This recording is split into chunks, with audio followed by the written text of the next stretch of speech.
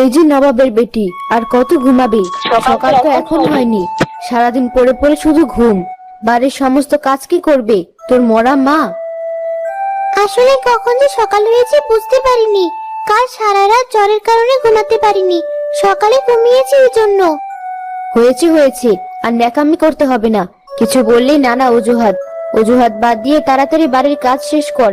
দেরি হলে কিন্তু আজকের জন্য তোর খাওয়া বন্ধ।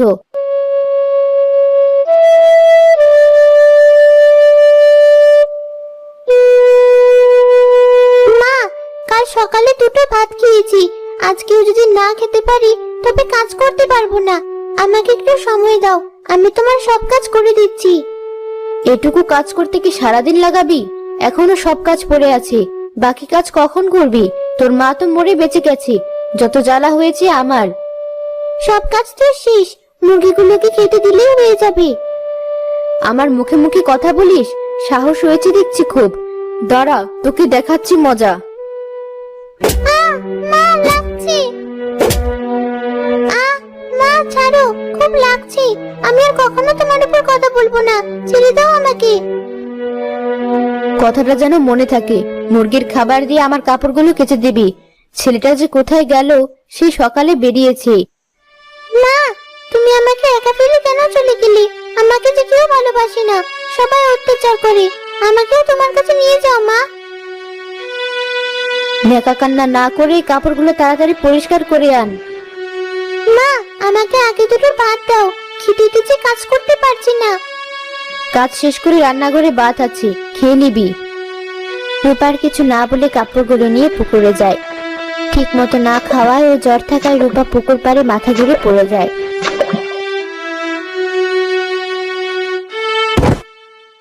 তখন সেখানে তার সৎ ভাই সূর্য আসে। আপু, এই আপু, কি হয়েছে তোর? একি, আপু তো জ্ঞান হারিয়ে ফেলেছে, শরীর তো জ্বরে পড়ে যাচ্ছে। আমি একা আপুকে বাড়িতে কিভাবে নিয়ে যাব? একি, রূপা পুকুর পাড়ে পড়ে আছে কেন? কি হয়েছে মেয়েটার?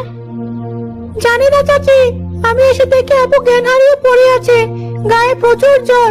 আপনি একটু আমাকে সাহায্য করবেন? সত্যি তো রূপার শরীরে অনেক জ্বর। এত জ্বর নিয়ে কেউ কাপড় পরিষ্কার করে? কি করবে? মা মরা মেয়েটার প্রতি কি কম অত্যাচার হয়? আমি আমার আপুর আর কিছু হতে দেব না।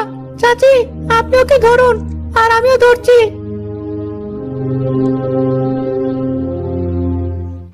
এ কি, রূপার কি হয়েছে? এমন করে ধরে এনেছেন কেন? রূপার শরীর অনেক খারাপ, পুকুর পাড়ে জ্ঞান হারিয়ে পড়ে গিয়েছে। আজ আমি আসি ভাবি, মেয়েটার একটু খেয়াল রাখবেন।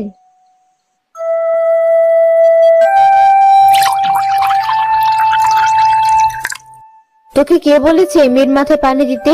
ওর কিছুই হয়নি, মিথ্যা অভিনয় করছে। দুপুর হতে চললো, তাড়াতাড়ি খেতে আয়। আমি আপুকে ছাড়া খাবো না। তুমি কাল দুপুর থেকে আপুকে খাবার দাও রে। ভাই, আমার খিদে লাগেনি, তুই খেয়ে আয়, আমি ঠিক হয়ে যাব। কিন্তু আপু। যা ভাই, খেয়ে নে, না হলে শরীর খারাপ করবি। এই বাড়িতে তুই ছাড়া যে আমার কেউ নেই। আপু, তোর জন্য আমি ভাত এনেছি, খেয়ে নে। সূর্য, তোকে খেতে দিয়েছি আর তুই না খেয়ে অপয়া মেখে দিচ্ছিস। ওর জন্য কালকের বাসি ভাত রয়েছে, সেটা খেয়ে নিবে। আর তুই এখনো বসে আছিস? মা, আপুর শরীর খারাপ, কিভাবে কাজ করবে? আমি এত কিছু জানি না। আজ যদি আমার কাছে 300 টাকা না এনে দেয়, তবে 2 দিন ওর খাওয়া বন্ধ। আমি এখনই যাচ্ছি তোমার টাকার ব্যবস্থা করতে মা। রূপা অসুস্থ শরীর নিয়ে বাসি ভাত খায়। এরপর একটা বড় হাঁড়ি নিয়ে হাঁটতে শুরু করে। আজ শরীরে অনেক জ্বর, নদীতে নেমে শাপলা তুলতে পারবো না। তাহলে কি বিক্রি করতে যাব আজ?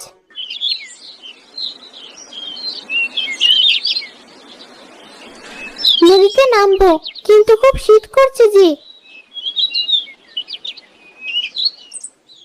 আপু, আমি চলে এসেছি। তোকে অসুস্থ শরীর নিয়ে নদীর পানিতে নামতে হবে না, আর শাপলা ফুল আমি তুলে দিচ্ছি। ভাই, তুই বাড়িতে চলে যা, মা জানতে পারলে আমাকে মারবে। ভয় পাস না আপু, মা কিছুই জানতে পারবে না।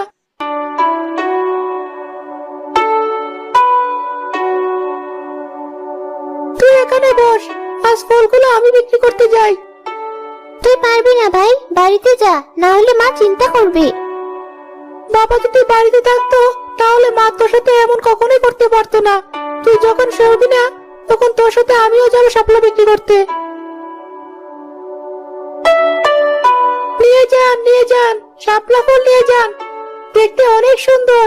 শাপলার নাল রান্না করলে খেতে দারুণ লাগে। আমাকে 20 টাকার শাপলা ফুল দাও তো, ভালো দেখে দিবে। আমার মা শাপলার নাল খেতে চেয়েছে, চিংড়ি মাছ দিয়ে রান্না করলে নাকি দারুণ লাগে।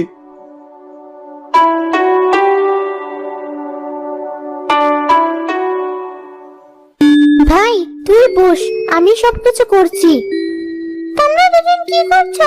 আমাকে 30 টাকার শাপলা দাও, অনেকদিন শাপলা ফুলের বড়া খাইনি। নিন চাচি, আপনার শাপলা।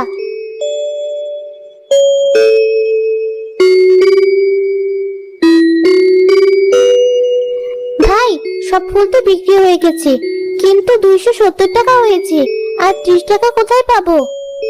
মাকে বুঝিয়ে বলবো, 30 টাকার জন্য কিছুই হবে না। চল তোকে ওষুধ কিনে দেই।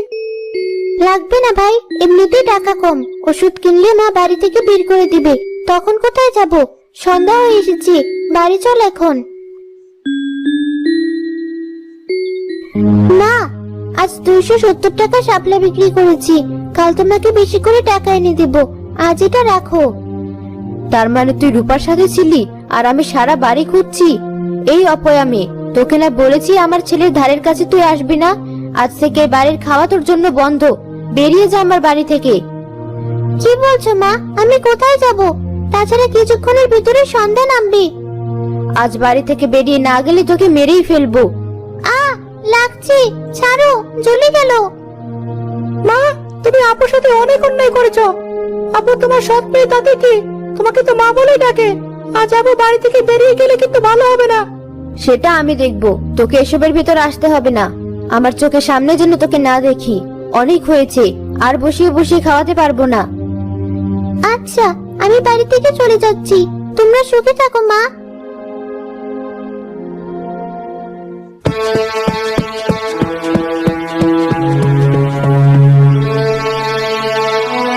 আপু, তোকে সে কখন থেকে খুঁজছি, তুই এত দূর চলে এসেছিস? এ কি, তুই এখানে কেন ভাই? বাড়ি ফিরে যা। যে বাড়ি থেকে আমার বোনকে বের করে দিয়েছে সে বাড়িতে আমি কিছুতেই যাবো না। আমিও তোর সাথে যাবো আপু। আমার সাথে থাকলে যে তোর কষ্ট হবে ভাই। তোর জন্য আমি সব কষ্ট করতে রাজি আছি আপু। এতে আপু কি হলো? কথা বল, গায়ের জ্বরটা আরো বেড়েছে। আপু কথা বল না, আমার যে খুব ভয় করছে। এদিকে সন্ধ্যা হয়ে গিয়েছে।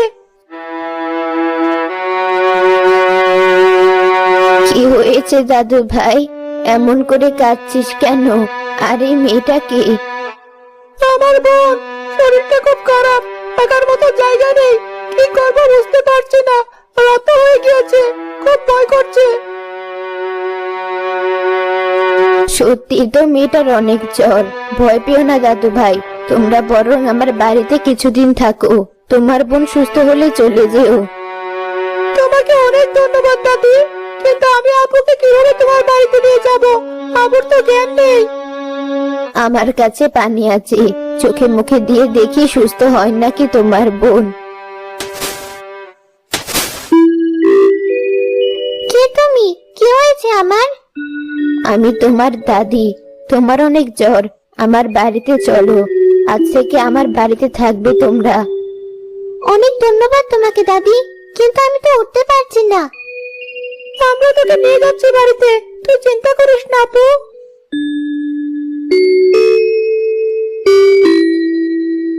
এই ভাত দুটো দুই ভাই বোন খেয়ে নাও, আমি গরিব মানুষ, এর বেশি জোগাড় করতে পারিনি। আমি থাকার জায়গা দিতে পারবো, কিন্তু খাওয়াতে পারবো না। দাদি, এতে আমাদের হয়ে যাবে, তুমি চিন্তা করো না, আমাদের খাবার আমরা জোগাড় করে নেব। আপু আয়, আমি তোকে খাইয়ে দিচ্ছি। কাল যে করে হোক তোর জন্য ওষুধ কিনে আনবো, আজ একটু কষ্ট কর। আমি তো সৎ বোন, তবুও কত চিন্তা করিস আমাকে নিয়ে। আপু, সব বললে আমার খুব খারাপ লাগে, আর একদিন এমন কথা বললে আমি তোর সাথে কথা বলবো না। বুড়িমা, আমার বোনকে রেখে আপুর জন্য ওষুধ আনতে পারি নাকি? ঠিক আছে দাদু ভাই, তাড়াতাড়ি ফিরে আসিস কিন্তু। ঠিক আছে। চাচা, আমাকে একটা কাজ দেওয়া যাবে? বাড়িতে অসুস্থ বোন আছে, ওষুধ কিনতে হবে। আমার কাছে তোমাকে দেওয়ার মতো কোনো কাজ নেই, এখান থেকে চলে যাও। দিন না চাচা আমাকে একটা কাজ। অনেক জায়গায় কাজ করছি, কিন্তু কেউ আমাকে কাজ দেয়নি ছোট বলে। আমার টাকার খুব প্রয়োজন। কথা বললে শুনতে পাস না? কোথা থেকে যে চলে আসে এসব আপক, যত সব। এটা তুমি কি করলে ভাই? এতটুকু একটা ছেলেকে এমন করে ধাক্কা দিলে? কেঁদো না বাবা। দরদ দেখে উঠলে পড়েছে, কখন থেকে বলছে আমার কাছে কাজ নেই। কে শুনে কার কথা? কাজ দাও বলে মাথা খারাপ করে দিচ্ছে। তার জন্য ধাক্কা দিতে হবে? বাবা, তুমি আমার সাথে এসো, আমি তোমাকে কাজ দিচ্ছি। ধন্যবাদ চাচা আমাকে একটা কাজ দেওয়ার জন্য। বাড়িতে বোনটা অনেক অসুস্থ, ওষুধ কেনার মতো টাকা নেই। তুমি কেন কষ্ট করছো? তোমার বাবা মা নেই? আমার বাবা কাজের জন্য শহরে গিয়েছিল কয়েক বছর আগে, কিন্তু আর ফিরে আসেনি। সৎ মেয়ে বলে আমার মা আমার বোনকে বাড়ি থেকে বের করে দিয়েছে। বুঝতে পেরেছি বাবা, এই জমিটা আমার। তুমি এখান থেকে মরিচ তুলতে শুরু করো। মরিচ তোলা শেষ হলে আমাকে ধান কাটতে সাহায্য করবে। ঠিক আছে চাচা। সূর্য দেরি না করে মরিচ তুলতে শুরু করে। মরিচ তোলা শেষে রোহানকে ধান কাটার কাজে সাহায্য করে সে। চাচা, কিছুক্ষণের ভিতর সন্ধ্যা নামবে, যদি আমার টাকাটা দিতেন। ওই তো গরুর গাড়ি আসছে, গরুর গাড়িতে ধানগুলো উঠিয়ে দিয়ে তোমার টাকা দিয়ে দিচ্ছি বাবা। তুমি আমাকে আরেকটু সাহায্য করো। ঠিক আছে।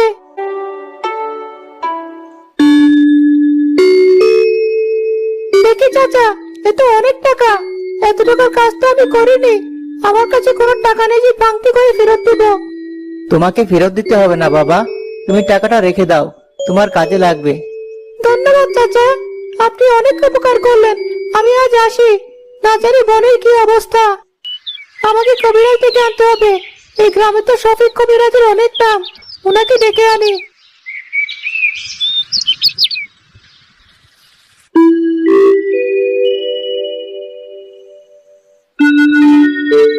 ঠিকভাবে না খাওয়া শরীর অনেক ক্লান্ত, শরীরে প্রচুর জ্বর। আমি ওষুধ দিচ্ছি, জ্বর এখনই সেরে যাবে, কিন্তু মেয়েটাকে ভালো মন্দ খাইয়ে সুস্থ করতে হবে। ঠিক আছে কবিরাজ মশাই। নিন কবিরাজ মশাই, আপনার টাকা। আমি আসি তবে। দাদু ভাই, এত টাকা কোথায় পেলি?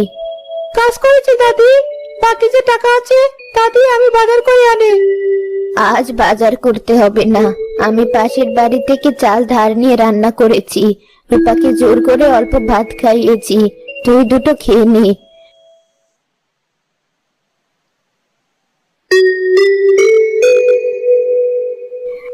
আজ থেকে রূপা সুস্থ। সব সম্ভব হয়েছে সূর্যের জন্য। আমি কখনো দেখিনি কেউ সৎ বোনকে এত ভালোবাসে। তুমি ঠিক বলেছো দাদি, ও ছাড়া আমার যে পৃথিবীতে কেউ নেই। ভাই, এবার থেকে তোকে একা কাজ করতে হবে না, আমিও কাজ করব। তুই তো এখনো সম্পূর্ণ সুস্থ না। হয়েছে ভাই, দাদি তুমি বসো, আজ তোমার সব কাজ আমি করে দেব। কিন্তু কোনো কিন্তু নয় ভাই, আমার কাজ শেষে দুই ভাই বোন একসাথে কাজ করতে যাব। তোর সাথে তো পারবো না, তাড়াতাড়ি কাজ শেষ করে নে আপু তাহলে।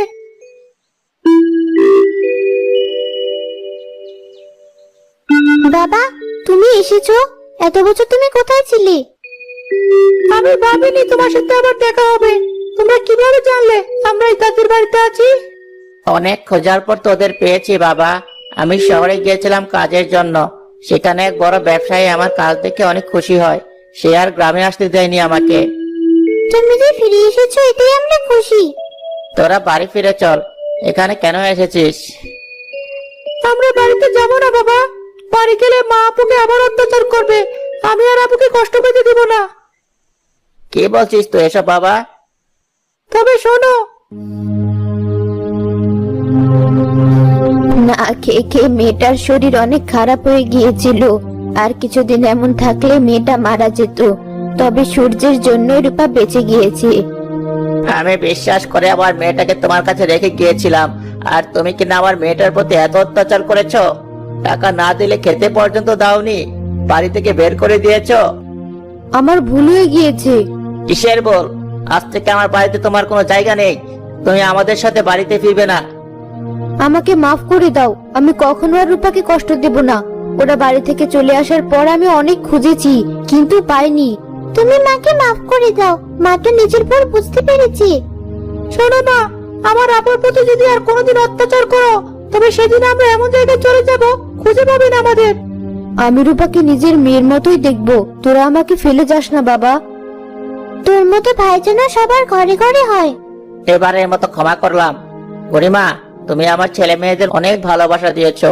আমার তো মা নেই, আজ থেকে তুমি আমাদের সাথে থাকবে। কি মজা, দাদি আমাদের সাথে থাকবে। আমরা সারা রাত গল্প করবো। দাদি, তুমি আমাদের গল্প শোনাবে তো? শোনাবো দাদু ভাই, শেষ বয়সে যে একটা পরিবার পাবো কখনো ভাবিনি। আমার দুটো মুরগি আছে, দাঁড়া নিয়ে নেই।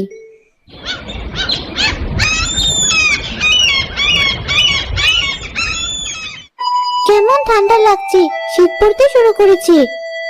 কাজ রেখে ঘরে গিয়ে শুয়ে থাক মা, কিছুদিন আগে জ্বর থেকে উঠলি, ঠান্ডায় বাইরে থাকলে আবার জ্বর আসবে। আমি কি স্বপ্ন দেখছি? না আপু, মা সত্যি তোকে কথা বলেছে। আমাকে তুই মাফ করে দিস মা, অনেক অন্যায় করেছি তোর প্রতি। সূর্য আমাকে আমার ভুল বুঝিয়ে দিয়েছে। এমন করে বলো না মা, তোমরা ছাড়া কি আছে আমার?